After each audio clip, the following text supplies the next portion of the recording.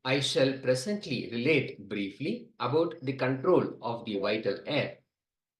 Prana is air coursing through the body, and ayama is said to be kumbhaka. Kumbhaka means holding under control.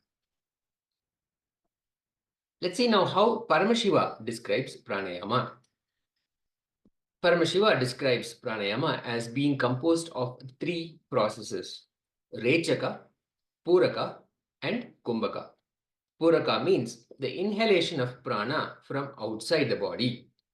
Kumbhaka refers to holding the breath like a filled up pot without moving the limbs. And Rechaka refers to exhalation of air from the body. Now let us understand the Akashic revelations of the benefits of pranayama.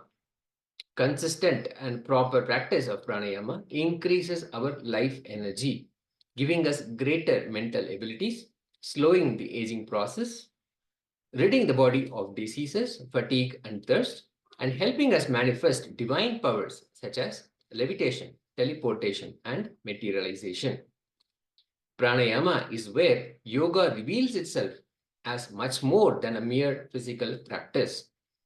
No other discipline has understood and presented the means to regulate and expand one's own life energy like yoga.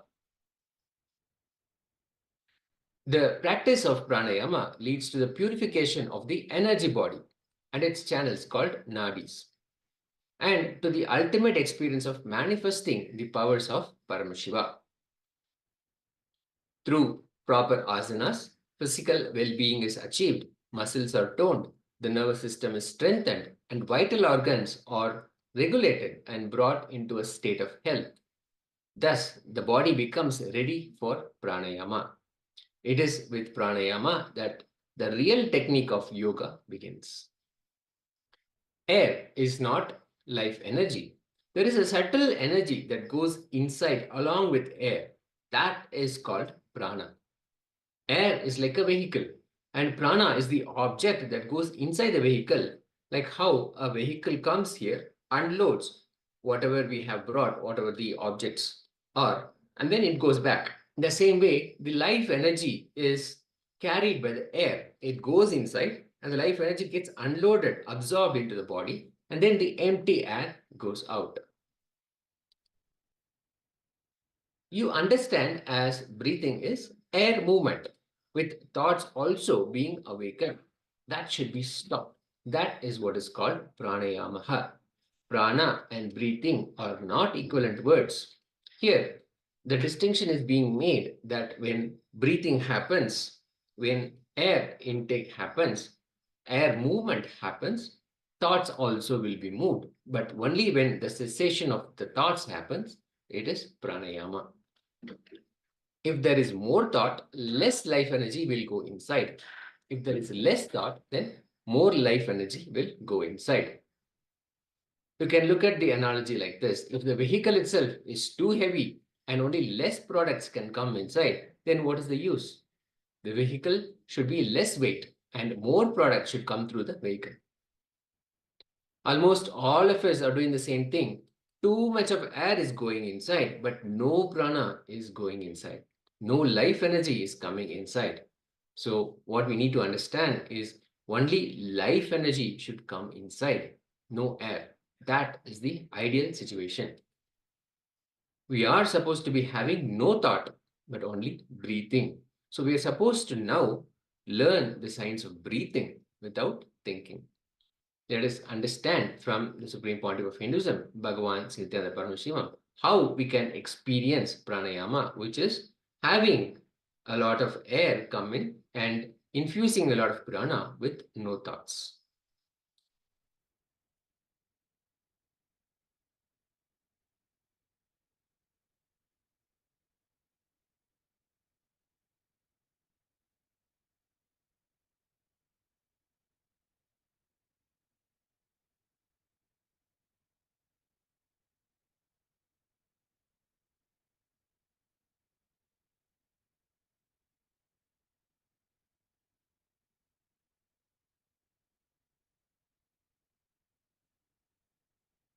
सदाशिवसमारम्भा शङ्कराचार्यमध्यमा अस्मदाचार्यपर्यन्तां वन्दे गुरुपरम्पराम्.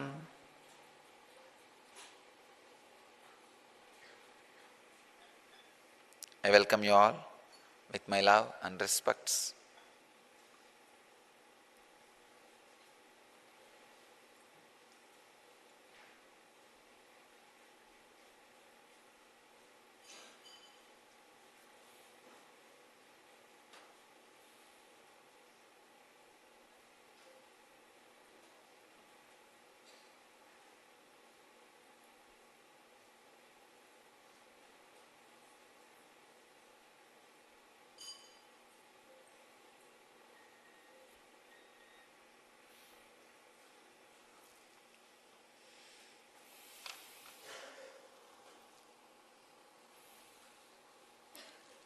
Let us enter into the sutra. Today's sutra.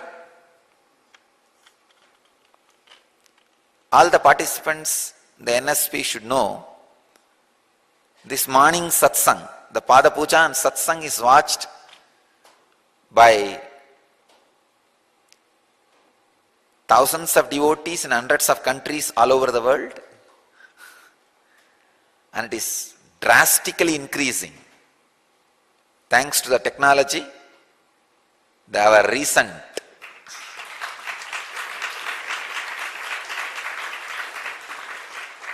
video conferencing equipment has made the NTV's clarity more strong, and I am seriously considering to have a full-fledged studio and satellite channel.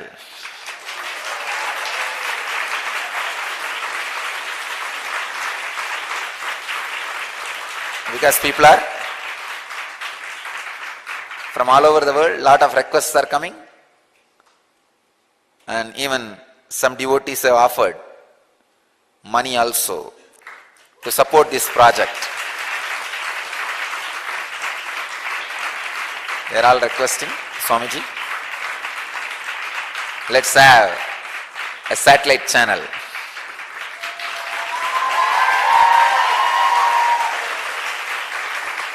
So soon you can expect the announcement. We are working on it.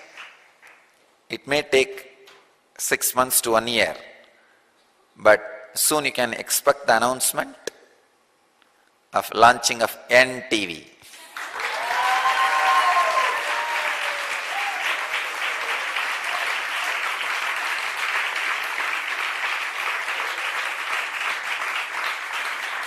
I'm seeing all over the world that morning satsang with the master is becoming a culture. And I'm also planning to spend more time with the devotees and disciples by giving 2 satsangs. And not only that,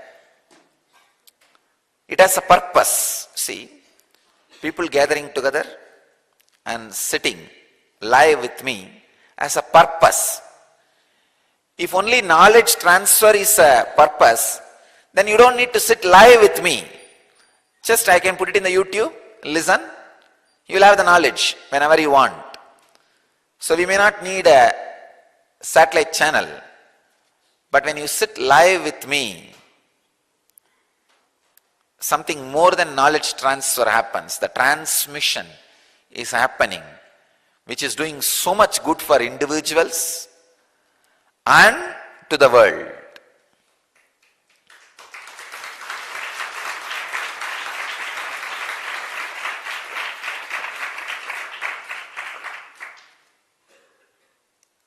That's the reason. Now we are working with video conferencing facility.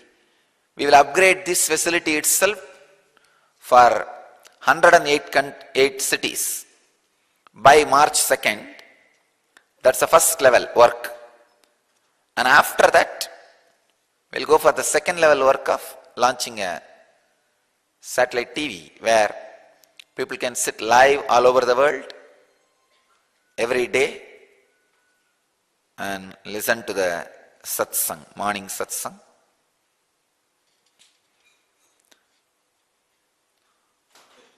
Today is 101st Sutra, Patanjali's Yoga Sutra.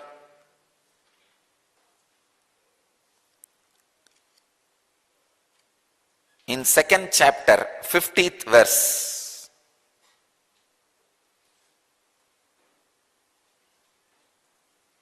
Pranayama.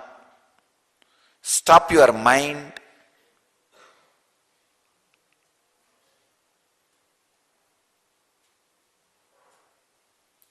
Pranayama. Stop your mind to fulfill the breath. Please understand.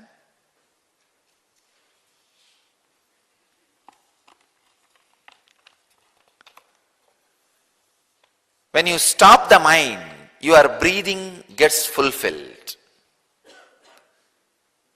If your mind is interfering with your breathing, it is always unfulfilled. Just yesterday somebody was asking me, Swamiji, I have everything anyone will ask for in the life. But somehow that emptiness, unfulfilled feeling, I don't know what to do. Please understand. If you feel you have everything in the outer world, but still there is an unfulfillment, your breathing is not fulfilled. The first thing you need to fulfill in your life is your breathing. If you fulfill your breathing, everything will be fulfilled in your life, even though you have so many complications in the outer world. If you have not fulfilled your breathing, you will have a deep emptiness, even if everything is fulfilled in the outer world. Please understand. Even if everything is fulfilled in the outer world, you will not feel fulfilled. You will not feel fulfilled. Important thing you need to understand. Even if you don't feel things are right in the outer world, you can experience fulfillment. And one important secret is always outer world follows the inner world. If you think the inner world follows the outer world, you are wrong. Ramakrishna says very beautifully, whatever you make in the inner world only happens in the outer world. Not whatever you make in the outer world, in inner world, no. The fulfillment is always experienced first inner, in the inner world. Then that actually expresses itself in the outer world, and outer world situations also fall in place and the fulfillment happens.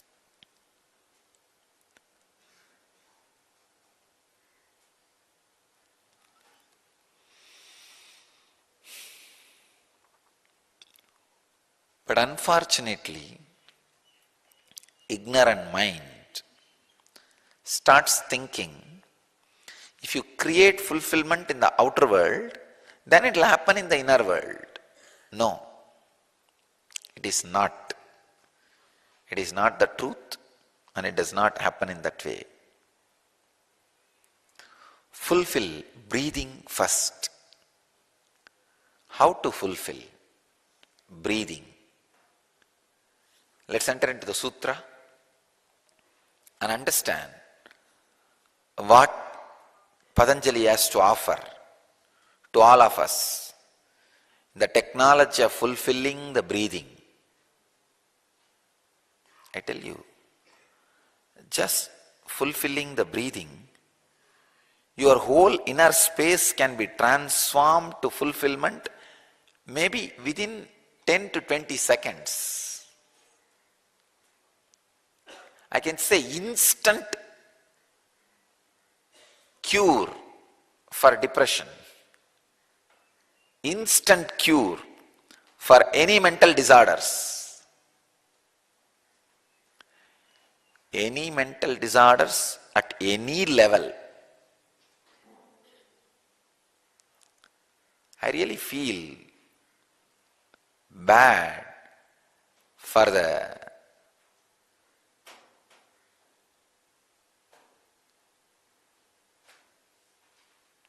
Western society which is caught with these psychiatric medicines, depression medications. To come out of depression or the psychological sufferings, medicines are the last help. It is so unfortunate. They are stuck with medicines because they do not know anything else. I can tell you, these Patanjali's techniques can be an instant cure. Understand? Permanent cure for all kinds of mental disorders at any level. Please understand. When I am uttering all these words, I am talking very responsibly. I know I am addressing some of the major serious issues and problems modern day humanity is facing. So naturally I won't make casual, irresponsible statements.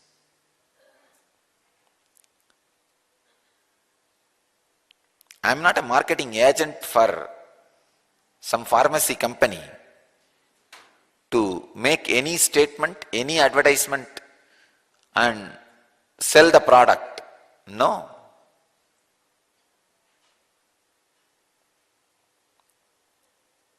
I am here to help the humanity honestly, with all my integrity and honesty. I tell you, these Patanjali's techniques can get any human being out of any mental disorders at any level, at any age, belong to any race, gender, color, country. Whatever words I uttered from the strength of Patanjali's teachings. Now one word I am adding with my own strength, instantly. That word I am adding from my strength. Any human being, any mental disorder can be cured at any level, at any age. This statement I am making with Patanjali's strength. I am adding one word, instantly, from my own strength. I know how to make these techniques work instantly for the modern day human beings. From that strength I am adding the word instantly. Let me enter into the sutras. Bahyab yantara stamba vrittir desha kala sankhyabi paridrishta dirgha sukshmaha.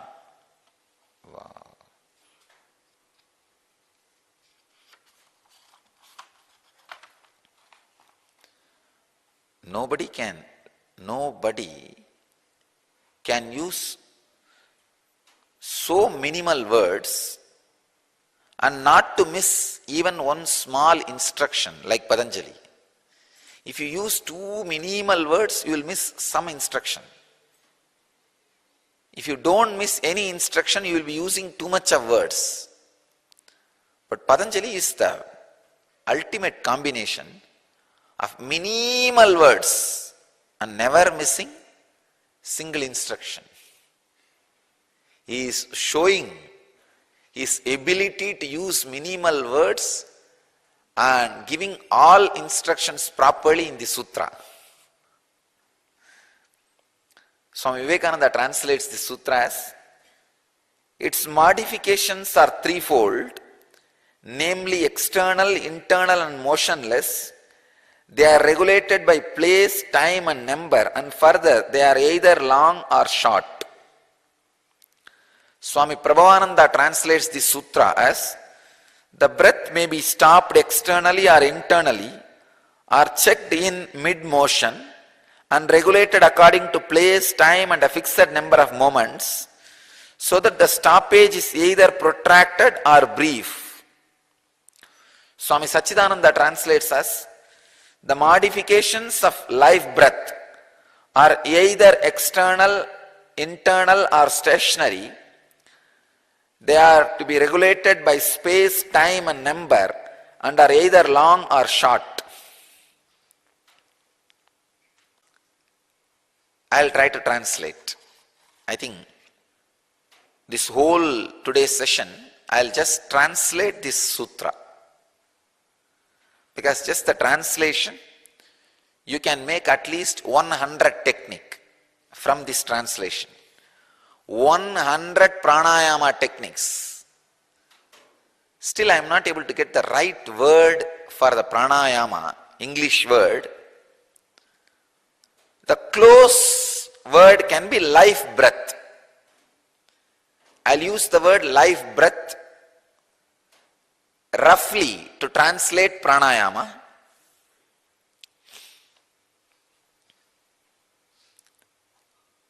Bahya Abhyantara Stamba Vriddhi Desha Kala Sankhyabihi Paridrishta Dirgha Sukshmaha.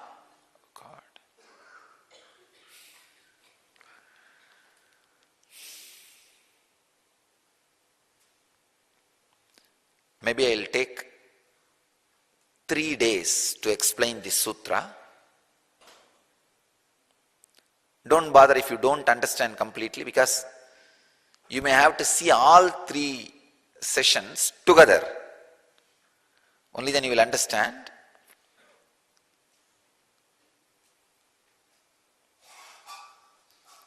I'll explain the first part today. Bahya Abhyantara Stamba Vrittihi.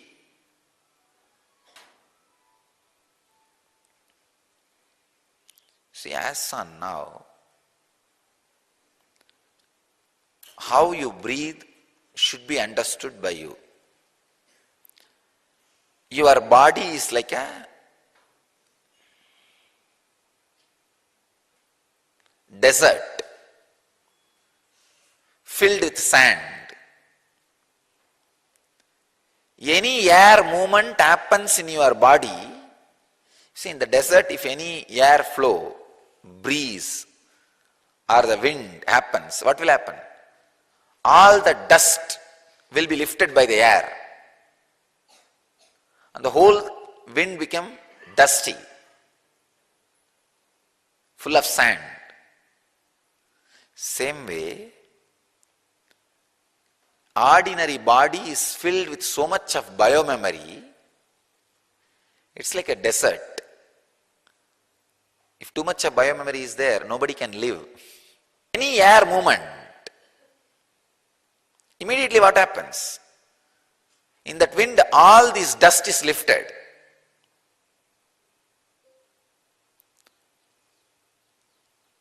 So the breathing, by its nature, awakens too many thoughts and engrams and makes you restless.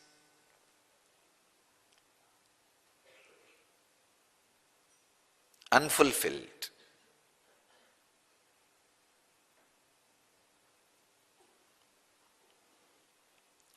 Now, what is the way air should not awaken the dust and get contaminated. Either all the sand should become a stone, or it should become ocean. That's the only way. Either all your bio-memories should become stone, means dead, once for all. It cannot be awakened by the breeze at all. See, on the huge rocks, if the air flows, what will happen? Neither the sand will be raised, nor the air will be impure. The air will be pure.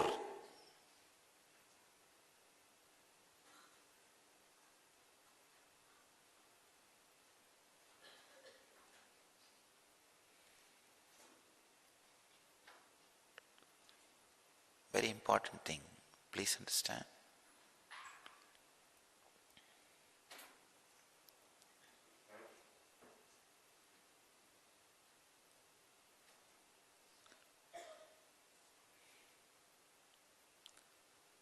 The sand and the air, when they mix together, both are corrupted. When the bio-memory and your life breath, when they are mixed together, both are corrupted.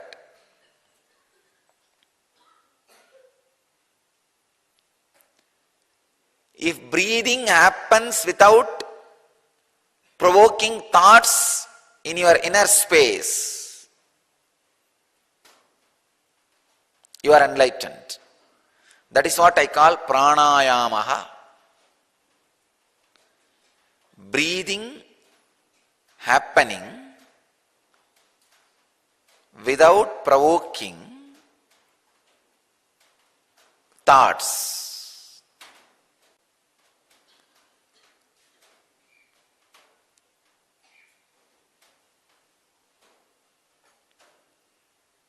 I am actually trying to do my breathing in all your bodies. Because now I am breathing without having any thought. No thoughts are provoked in me, but I am breathing.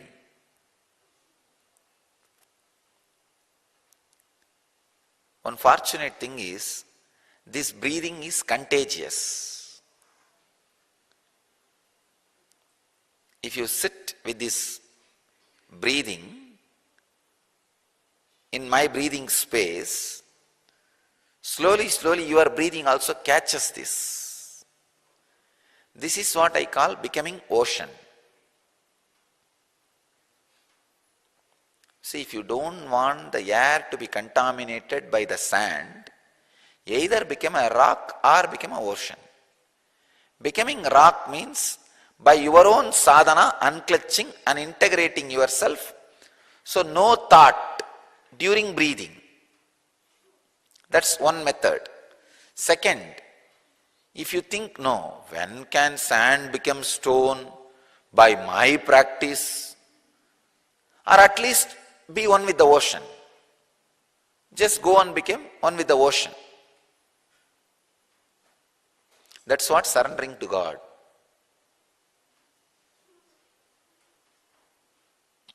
So naturally, if you become ocean, the air will not have sand. It will not lift sand, it will not get contaminated.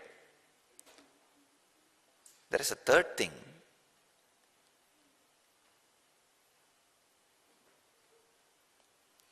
Neither you need to become rock, nor you need to go and surrender to the ocean. Suddenly, a river will start flowing over you. That is what I call grace, compassion of the Master. When the river starts flowing over you,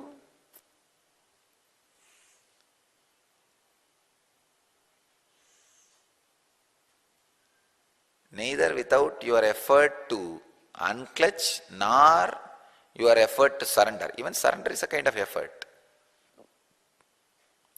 Nothing is required. Your breathing has become pure. Master's presence is like a river. When you sit in somebody's breathing space, whose breathing does not create thought in his body, your breathing also changes, and your breathing also stops creating thoughts in your body, in your biomemory.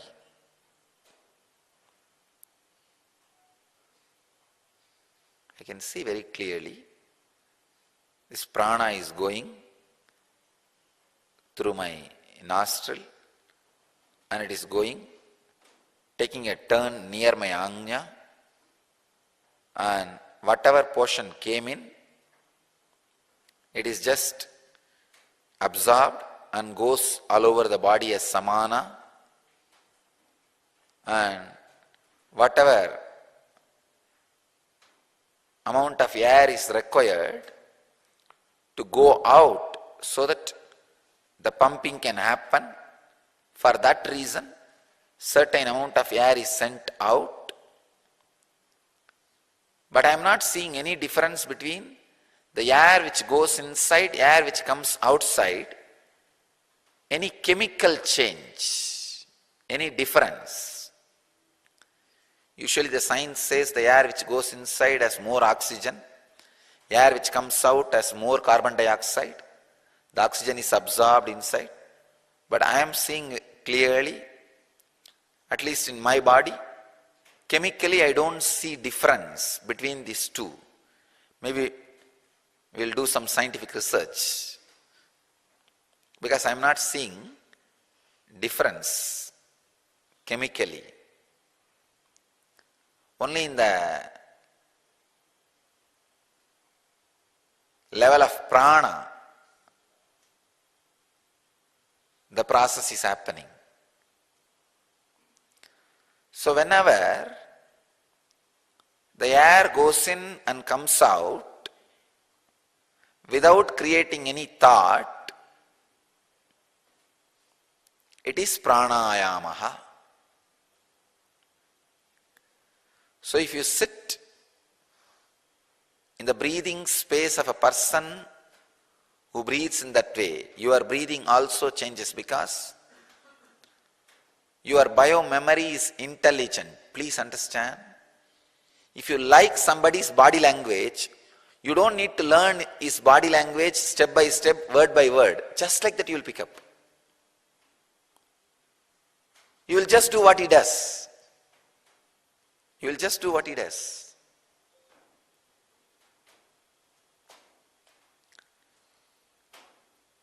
Please understand.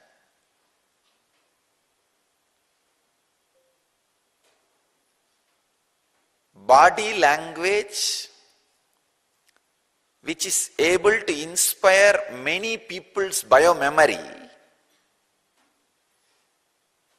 automatically to follow its expression is what I call charisma.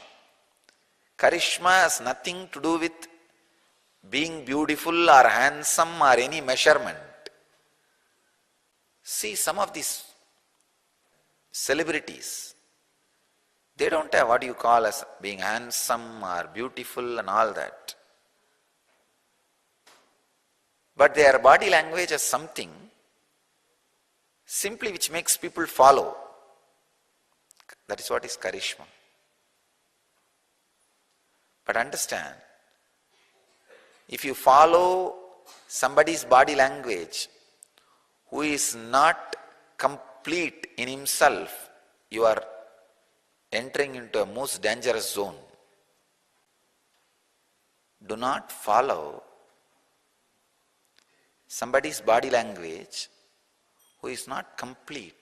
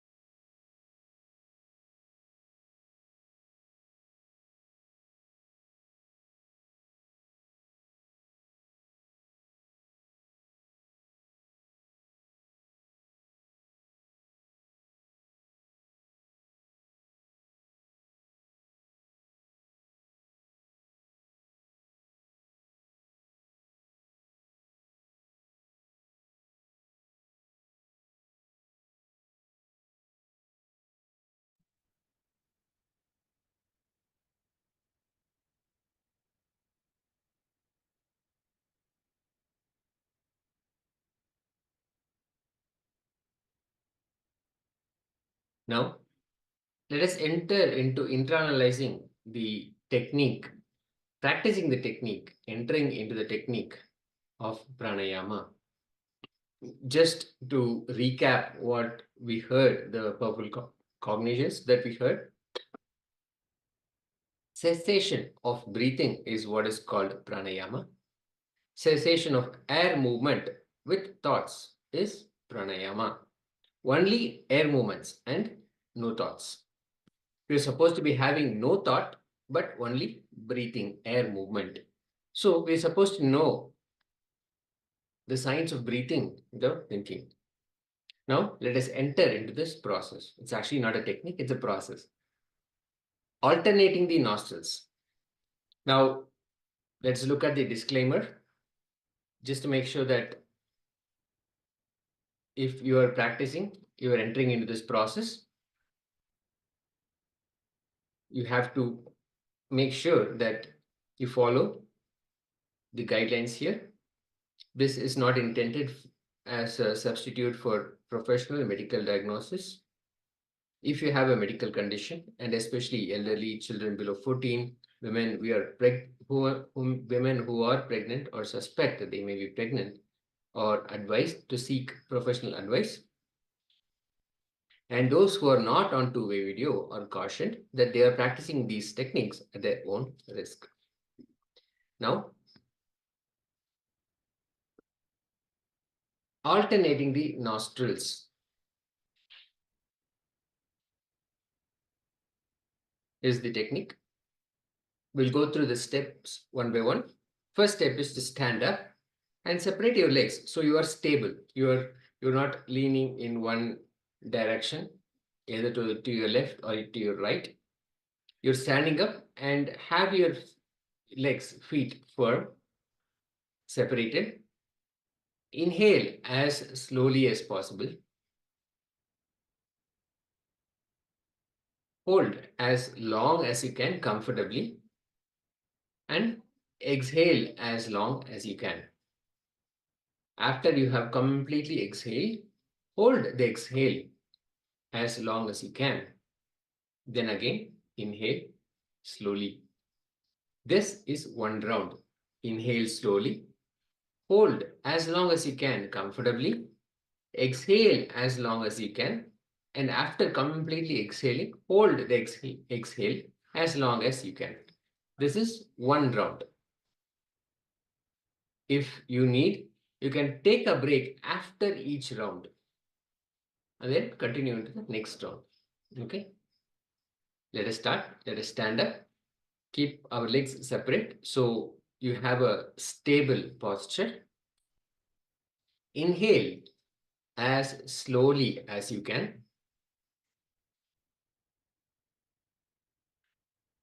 Hold your breath inside as long as you can.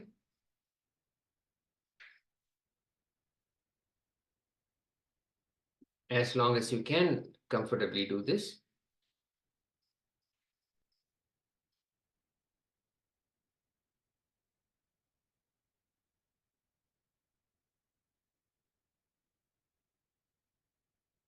Once you're done, slowly exhale completely. And after this, inhale again. Let us start.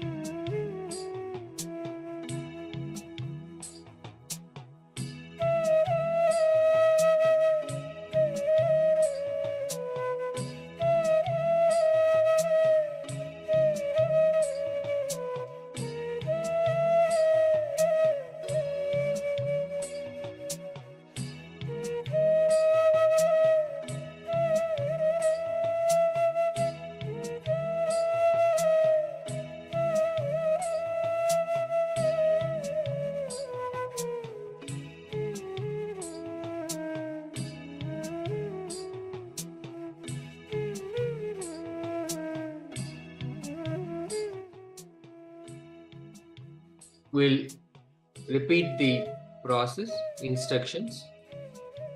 First, inhale as much as possible. Slowly. Once you have inhaled, comfortably hold as long as you can.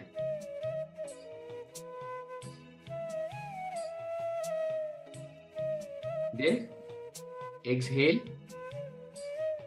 as long as you can completely and hold that exhale.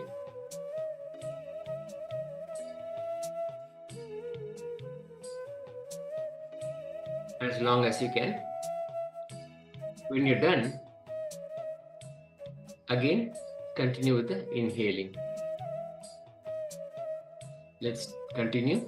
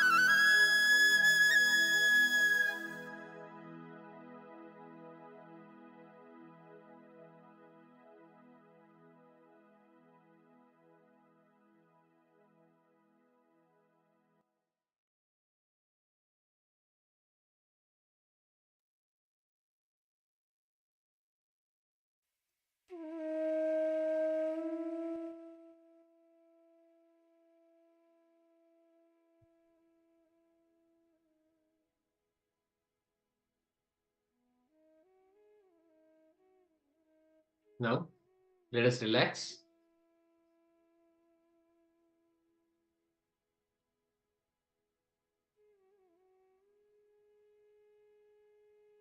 Settle down. With this powerful process of pranayama, infusing prana, life energy, inside us, the direct effect being manifestation of the powers of Paramashiva. Let us now enter into manifestation of the power.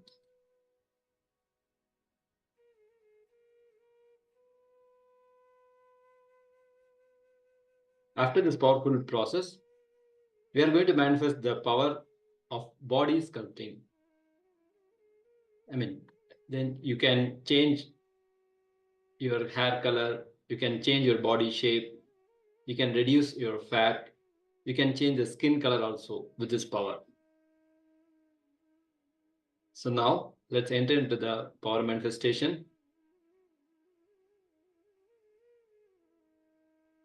Please be seated. Keep your head, neck, and spine straight. Connect with Supreme Pontiff of Hinduism by chanting the Mahavakya and declare the change in body that you desire for. You can take a photo before this power manifestation. Then after you manifested the power, you can verify by taking the another after power manifestation photo. You can compare those photos and you can verify whether you have manifested the power or not. Now, please close your eyes. Visualize Bhagavan Nithyananda, Paramashivoham, Supreme Pontiff of Hinduism, in your third eye and keep chanting the Mahavakya. Om Nithyananda Paramashivoham. Om Nithyananda Paramashivoham. And declare the change in body that you desire for. You can start chanting the Mahavakya.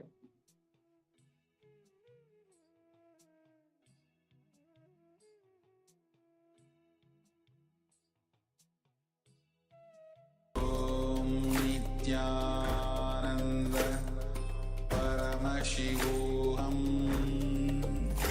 Om Nithyananda Paramashivoham. Om Nithyananda Paramashivoham. Om Nithyananda Paramashivoham. Om Nithyananda Paramashivoham. Om Nithyananda Paramashivoham. Om Nithyananda Paramashivoham. Om Nithyananda Paramashivoham. Om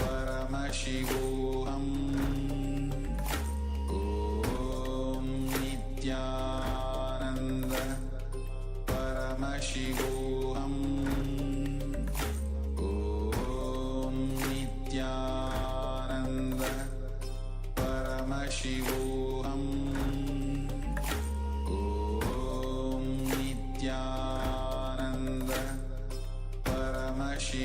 Paramashivoham.